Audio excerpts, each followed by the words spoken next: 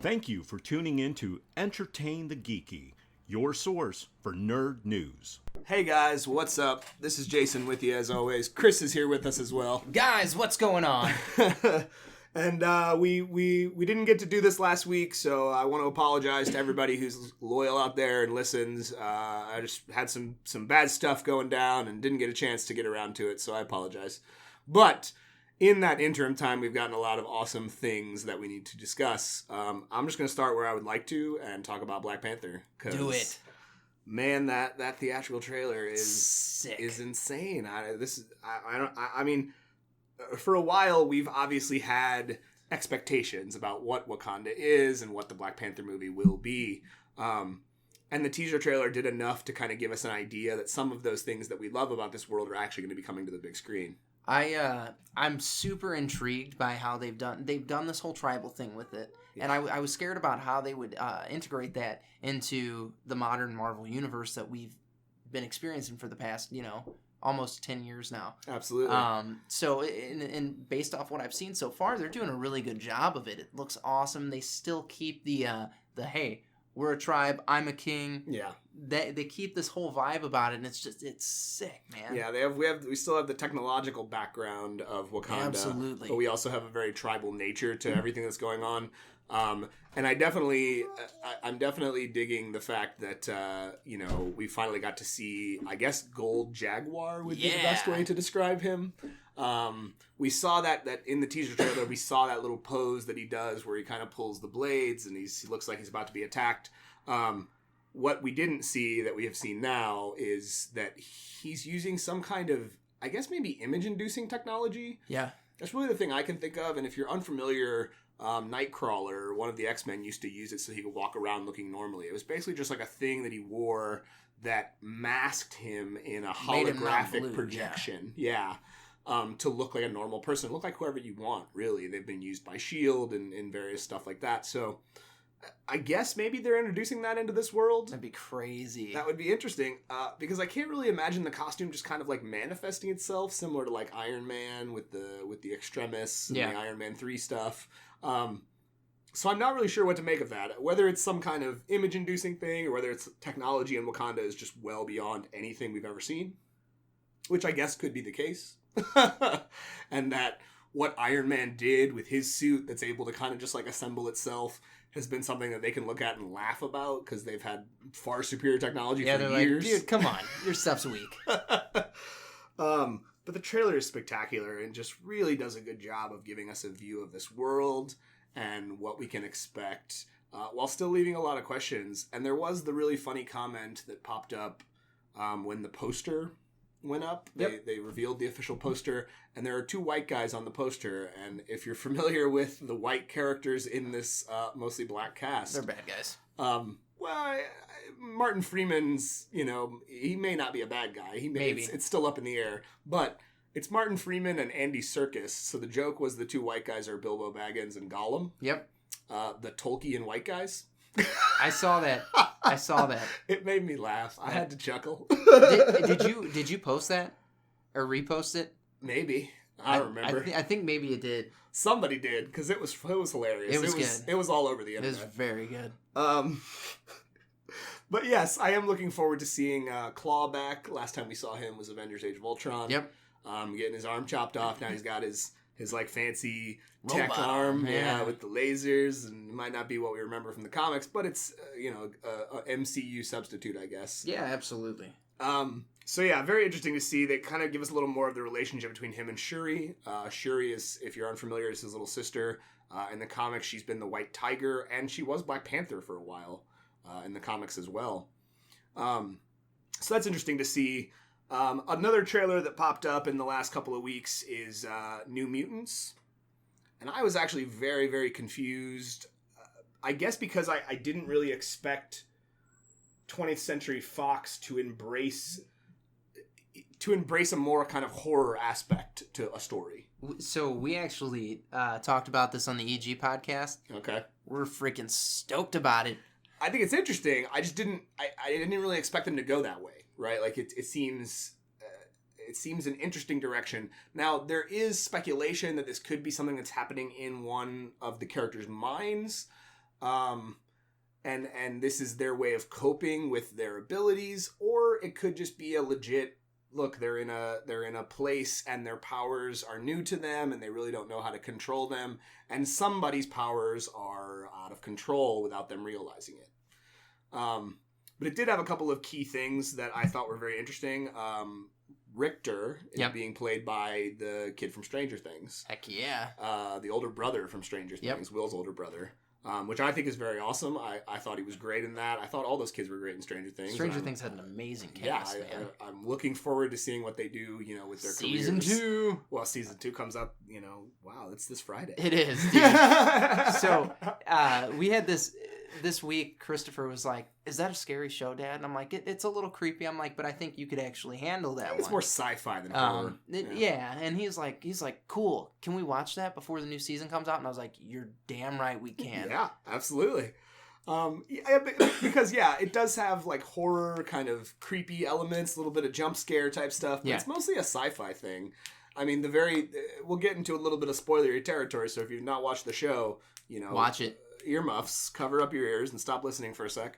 But it kind of, the idea of an alternate reality that exists kind of parallel and stacked right on top of our own goes into like string theory and some of the real like scientific theories about alternate dimensions. Absolutely. So I think it has the horror elements, but I think that's because you're looking at it from the perspective of humans who view it as something that's scary. Correct. Rather than something that's scientific. Because any sci-fi fan is going to look and go, "Oh my God, this is like the shadow realm or the dark realm or the underworld." Well, yeah, because I look at it, like me personally, I look at it as the shadow realm, the upside down. Right, yeah. And there's demigorgons there and whatnot, so I'm like, no, that's bad. That's scary. So yeah, it has the scary elements, it has the sci-fi elements, but it looks like, getting back to New Mutants, that we're getting a horror film. I mean, the trailer definitely implies that the narrative is going to be driven by scare. Yeah. Which is interesting from 20th Century Fox. I could see the MCU doing something like that because they've done these like genre-defining things. 20th Century Fox, with Deadpool, they had a chance to do something genre-defining. They did. They took it, they seized it, and I think they realized what that meant. So then you get it again with Logan. Right. Genre-defining movie. Something that's different. Absolutely different. Yeah. So now they're like, you know what? We can put superheroes in these movies and it doesn't have to be a superhero movie. Exactly. We're just going to make a good film. Well, so you'd think they would have learned that long ago. The MCU has been doing that successfully for the better part of a decade now. I mean, yeah. You know what I mean? And the MCU also, though, they've gotten formulaic with stuff. So, like, you watch one of the origin movies, we're really watching the same origin and again and again and again, just with a different guy in it. But that doesn't stop them from being entertaining. I'm not saying that they're not entertaining. But the Winter Soldier is what really changed it up for them. Well, that's true. Because you have that, and then you have Guardians of the Galaxy, which steps outside of their normal framework again, and then you get Doctor Strange, which also stepped outside of the... Like, you still have the even superhero... Ant-Man, Ant-Man was great. Beyond that's their fair. normal structure, with the exception of the villain trope. That's the thing that I think they get into a little too often, is the hero is basically facing his negative. Yeah. The villain is basically matched with the hero in terms of either technology or, tied into the narrative in some way. They're always kind of facing the opposite of them. That's and I fair. think that's something that's been happening in comics, forever. I think in Iron Man 2, that's one of the things that they really got right, though. Because we got Whiplash... Yeah, but ultimately he just became Crimson Dynamo, which was another guy in a big suit. You know what I mean? Yeah, he had whips and stuff still, but he was just basically another guy in an Iron Man. I guess that's fair. It's just when he first bombarded Tony Stark, cut his race car in half, I was like, oh, this is going to be awesome. I was excited about Whiplash, but then again, they just turned him into another guy in a suit. I guess you're right. Iron Man 3, which is most people's, not their favorite movie because of, loyalty to who the Mandarin is as a character, didn't enjoy that movie, but I think that's the movie that really took it outside of the realm of, look, this is just another guy in a suit. We're trying to challenge Tony, not challenge Iron Man.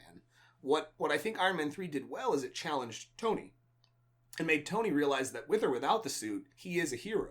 Well, and we see that continue over into Age of Ultron. Absolutely. And where that's not the strongest Marvel movie, no. You do get to see the trials and tribulations of Tony Stark there. Oh, yeah. That made it interesting. Yeah, I mean, so what New Mutants has to give to us, is yet to be seen, whether it's, again, just someone lost control of their powers in this terrible place, or this is happening in someone's psyche.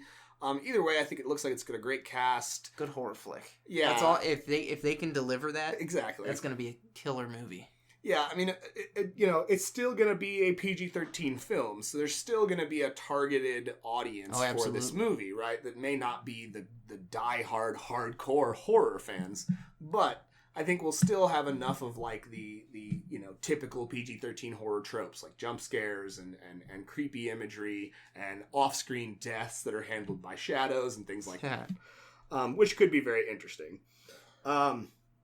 Moving on into the video game world, so a couple of things have popped up this week, and I'm going to start again where I want to start because we might be getting a new Legacy of Kain game. Ha! And I'm very excited about it. I mean, I literally have tattoos on my wrists of the symbols of the main protagonist and antagonist of the video game.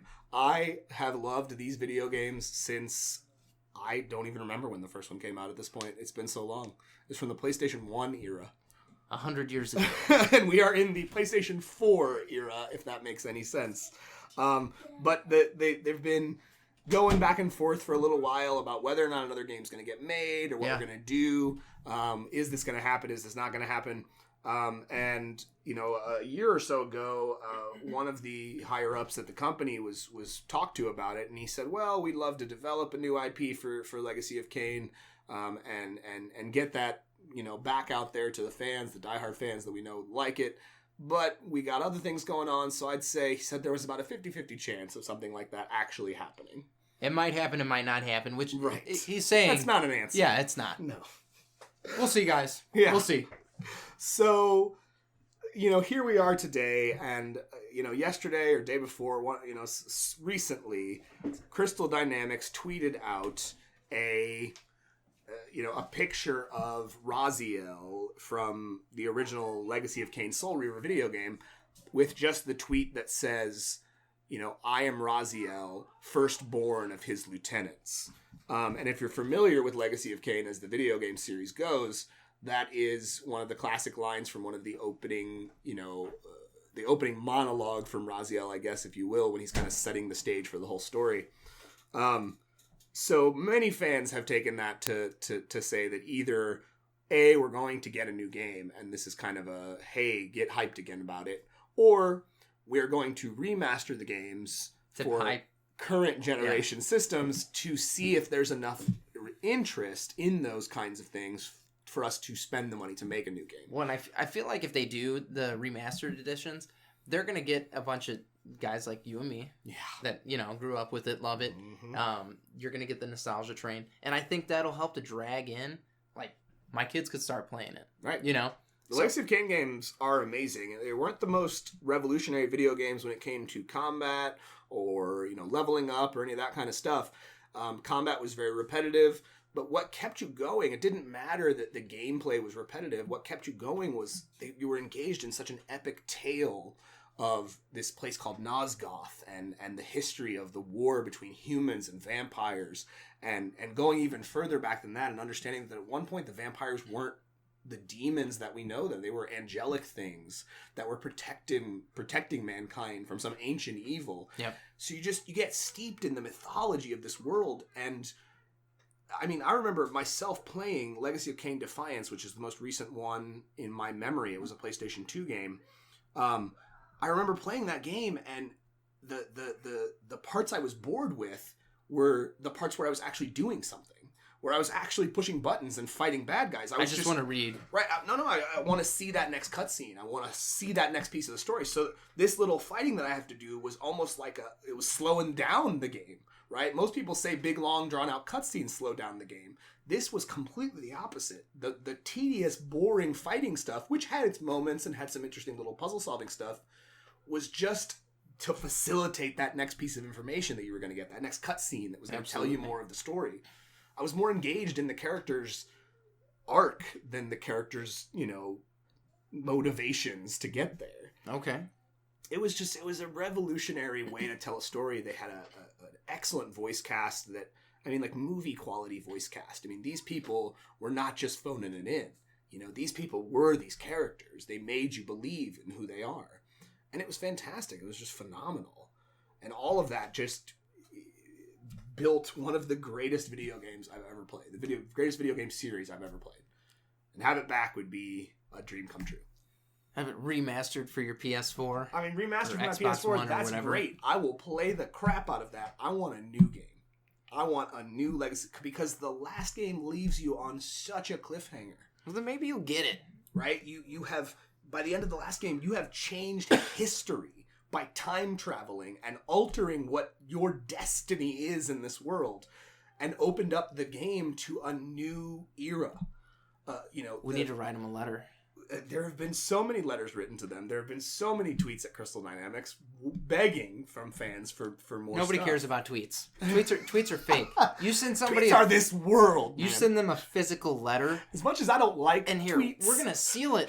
We're going to get like a real seal, okay? We'll have an EG seal made. I don't even care. And we'll send it to him that way. Okay. All right. By owl. I mean, I'm down to send a letter, but By that's not how you owl. get people to hear your thing and your opinion in this day I'll and tell age. you what. All right, so I will find out when they're having a meeting. Okay, they're going to be in a big board meeting. We're going to send a freaking owl in, and they're going to be like, what is this, Harry Potter?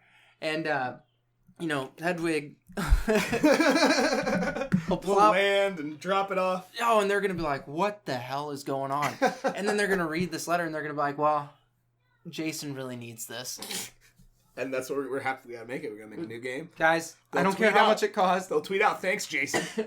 All the fans thank Jason for his Here's support. his picture, and it'll be your character. Oh my god! One of my close personal friends, who either know or have definitely had on the show, Zach Lee, Yeah. has the tattoo of Kain's symbol on his upper arm. Yeah. So we are blood brothers in our love of Legacy of Kain. In fact, when I saw this article today, the first thing I did was text him. Crap! Did you see this? This might happen now. Did you guys get your tattoos with the same dirty needle? No. You're like, hey, No. let's go together. We're gonna use the same needle on each other. I got these tattoos long before I ever saw the beautiful bum without his shirt on. Okay. And finally went, oh my god, I have that same tattoo. Look. But he was the first person I reached out to because I was very, very excited. Beautiful. What else we got? So, Marvel Legacy has been something that we've talked about a few times on the show. It's really, kind of trying to change your viewpoint as a Marvel fan now, right? It's similar to how DC Rebirth did with DC fans. And we've seen solicitations for the next few months of what's going on. And there's some interesting things that, while may seem a little gimmicky, if you look at what they're trying to accomplish, it's just a return to the things and the form that they used to love, that fans used to love, Yeah. which is what DC Rebirth did. DC Rebirth is doing a good job of still appealing to the new fans with this new content that you don't have to know history to read, but also appealing to the old fans by bringing back some classic things and some arcs and some stories. Some Easter eggs. Right, Yeah. that they loved back in the day, that they were devoted fans because of. So take these solicitations how you will. I think it's actually a good step in the right direction for Marvel. So the first big thing that is happening is Guardians of the Galaxy number 150 and 151 is going to bring back Adam Warlock. Yeah. And if you remember, there was a whole comic series about Adam Warlock called The Infinity Watch, Yep. which was him and Drax and Pip and Moonstone, and there was one other, and I'm spacing it right now, but they possessed the Infinity Stones. And they were just protecting the universe from people who would try to use the Infinity Stones, against the universe, like Thanos and the various other characters. And it was a whole little team-up book. We're protecting these by keeping them all with us, so you know Yes. where they're at all times. It may sound silly, but it actually made for, if you were a fan of Adam Warlock as a character, it made for some really interesting, dynamic, fun reading. I know the read was fun. but I'm listening to it and I'm like, that is the dumbest thing you could do with Infinity Stones. I mean, it's true. It's true. Heaven forbid we scattered him to the far reaches of the universe. Maybe put some in an alternate universe. Well, that's how he ended up getting a hold of him in the first place. But there it was took no him one a while. guarding them. They were unprotected. Oh my gosh! And Drax is gonna stop Thanos. Get real. No, with an Infinity Stone in his possession, Drax absolutely stopped Thanos several times throughout the Infinity Watch story. And back then, Drax was just a big dumb guy. He didn't have any motivation. He didn't have any character development. He was just the big dumb guy. He can't have character development. He does now. That's what bull. I'm saying. Drax is a very complex character at this stage in comic history, but back then he was just a big dumb strong guy. That was his job, was to be the big dumb strong guy. So when you have an Infinity Stone in your possession, even one, you're basically tough. god. Yeah. Right, you're basically god. Now, truth be told, they really didn't understand how to fully access the power of the stones, but they would access it in reactionary ways where it's almost kind of the stone defending itself through them. So, it was an interesting story that really kind of centered on Adam Warlock and showed you that this man is always going to be the one that will be the check against Thanos. And he's been absent in Marvel Comics for a long time. Very long time. And he's a cool character. Right. And we are about to bring him back in movie form with Guardians of the Galaxy Volume 3. So it's a perfect time to reintroduce Adam Warlock and maybe give him a series again, right? Maybe a new Infinity Watch with new characters that will protect the Infinity Stones. I mean, we already saw in the Marvel Legacy one-shot, Wolverine got an Infinity Stone, right? He stumbles across it accidentally, but Wolverine has an Infinity Stone in his possession now. He's a character that you can put on an Infinity Watch. Give one to Tony Stark. Which, no, Tony Stark does not need an Infinity Stone. Oh, yeah. First of all, Tony Stark's still in a coma, or he just came back from a coma. And how perfect would it be if he got one? That would be hilarious. You want drama in a comic? You give Tony Stark an Infinity Stone. I think the trope that Tony Stark has had an Infinity Stone. Tony Stark's part of the Illuminati. He had an Infinity Stone in his possession before. The Illuminati is basically the same thing as the Infinity Watch. You laughed because they hold on to them to protect them. But Charles Xavier, Tony, fucking Namor, all of these people, they did the same Illuminati almost killed everybody, too. I understand that. And the Infinity Watch made many mistakes during their no, they were literally story. Destroying realities. I get it. I understand. And it almost destroyed their own. I know. 616 almost was not. No one should possess the Infinity Stones because no one, the only person that's ever showed any level of infallibility when it comes to wielding the Infinity Stones but not using them is Adam Warlock. That's fair. He's the only one that should ever possess an Infinity Stone because he's the only one that's not going to use it against the universe. Maybe he should swallow one. So to cut it out of his belly. I mean, every 2 days it would pass. Okay, clean it off, do it again. No, it's fine. No. Or he'll just swallow the next song. That's no good. That's no good. Travel the universe. He can make his deposits. Okay. So anyway, Adam Warlock will be back. They're bringing him back. Professor Xavier is back.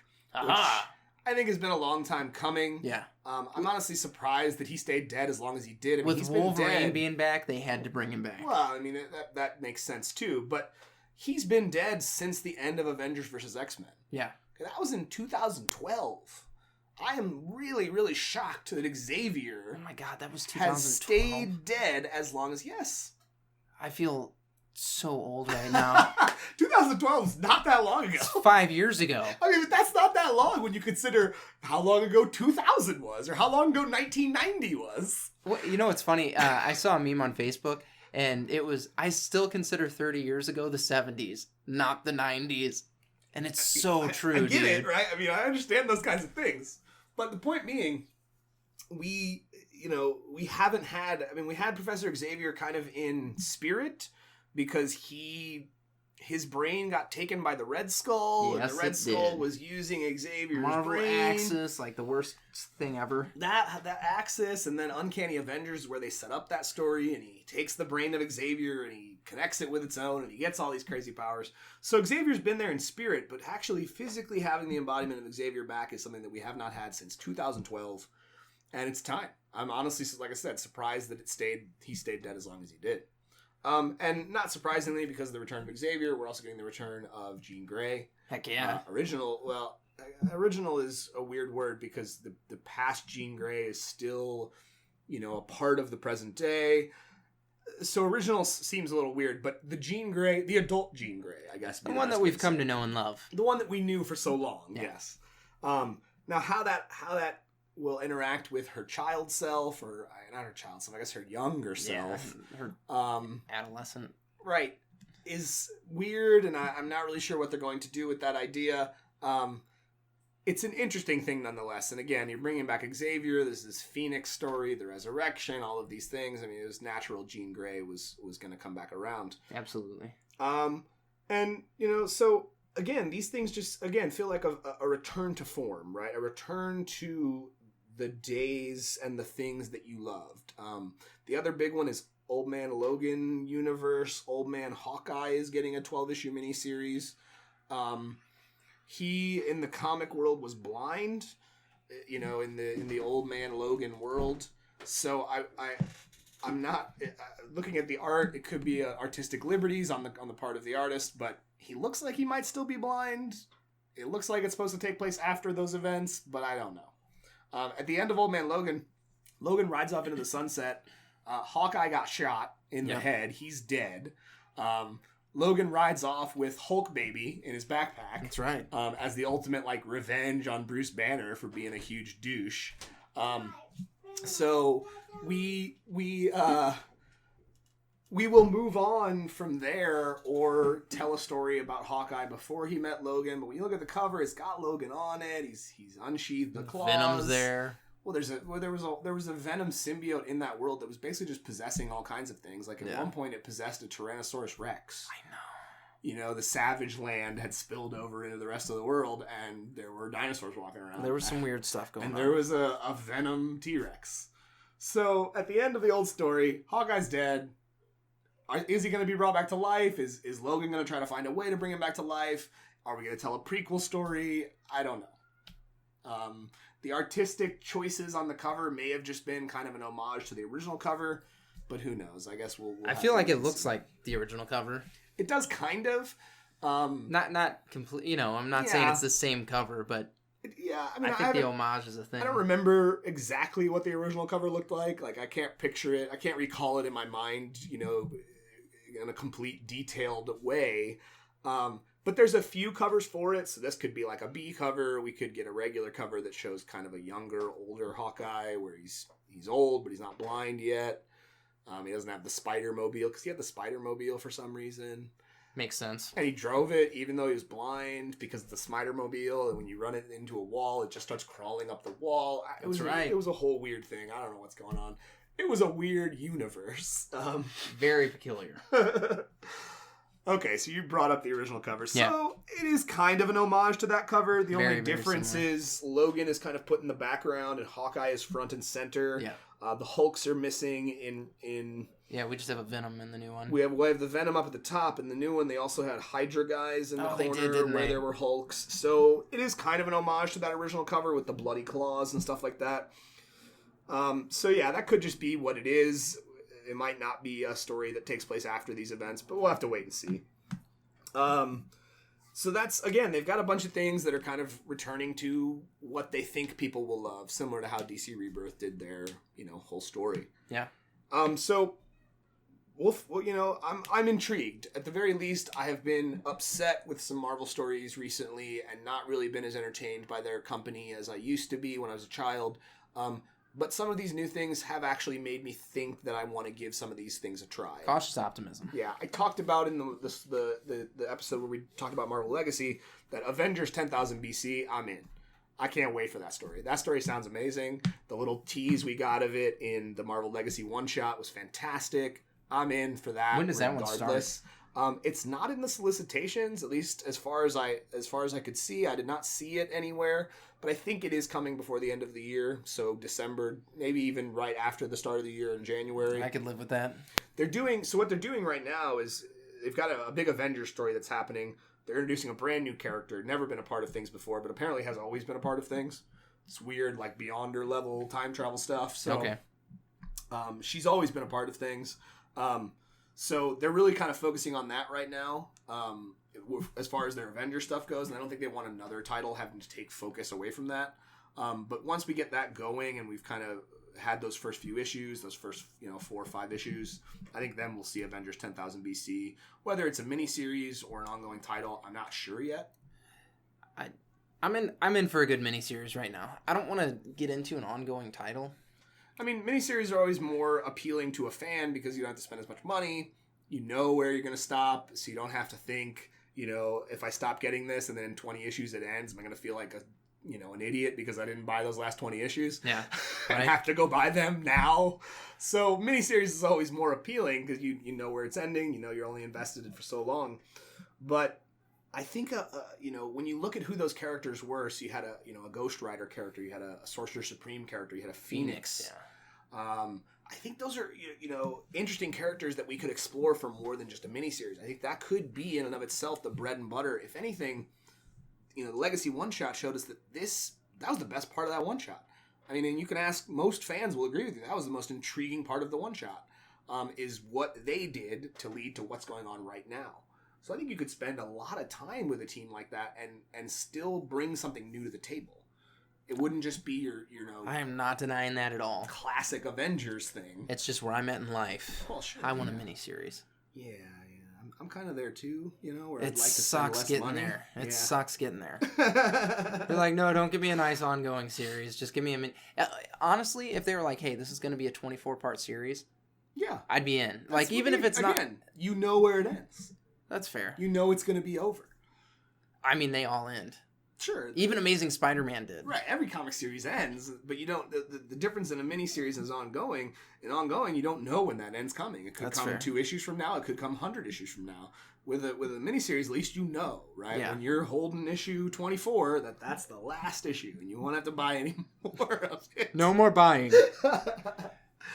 But if you haven't checked out the Marvel Legacy one-shot, I highly recommend checking it out. The solicitations are up on various websites. I particularly found them on bleedingcool.com, which I frequent quite a bit. So look it up, see what intrigues you, because they've got a lot of stuff coming and trying to draw fans back in.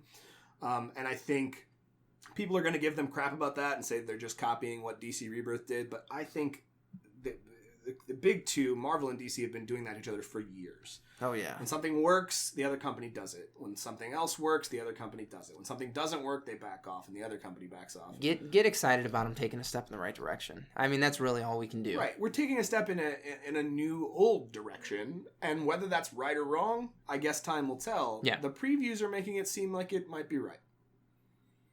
But that is going to wrap it up for us here. Thanks, Chris, for hanging out with us. Thanks for having me. Yeah.